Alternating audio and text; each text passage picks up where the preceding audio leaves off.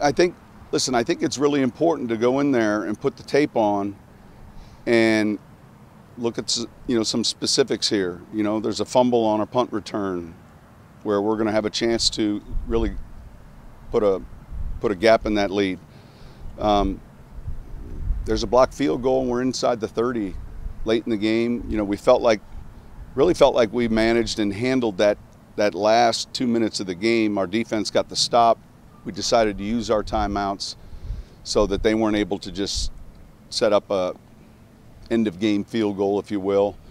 We got decent field position after the missed field goal and then put ourselves in a position to win the game. And honestly, we got to be able to function there.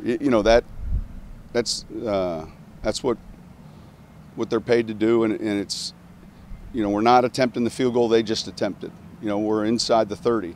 Then you go offensively. There's twice in that game, we turn a defensive end loose in protection. 2 times. Just don't block a defensive end 2 different times, and you know what? That can't happen. Defensively, there's a handful of things. And so, you find yourself as a head coach when emotions get excited about maybe some success, you put the film on and you're like, hey, listen, it was a good win, but then you have a loss like that and it still brings you to that middle ground. Like, here are some of the things we discussed, and now it came up in a game. We've discussed the field goal operation, and at Dallas we were able to overcome it. And there's been another game where the snap doesn't get put down and we overcome it, and then all of a sudden it comes back and bites you.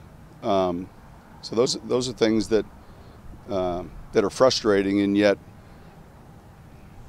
we can't lose this thing twice or 3 times.